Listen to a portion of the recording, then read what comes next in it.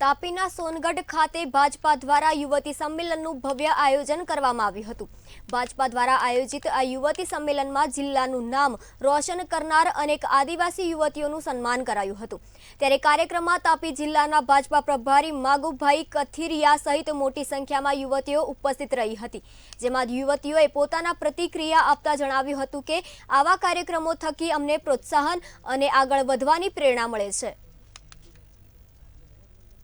જે ભાવિ આપણી નાગરિક આપણા દેશનું સંચાલન હવે એ લોકોના હાથમાં જઈ રહ્યું છે અને જે ભાવિ પેઢીને જન્મ આપનાર છે, તો એવી યુવતીઓને પોતાને આત્મનિર્ભર કેમ કરાય, એ લોકોના કયા કયા કાયદાઓ છે, એ લોકો શું કરી શકે એવું છે અને પોતાની પાંખ ફેલાવીને ખૂબ પોતાની ઈચ્છા મુજબ ઉડાન ભરી શકે, એના માટે સરકારે આદરણીય મોદીજીએ ઘણી બધી યોજનાઓ મૂકી જ છે।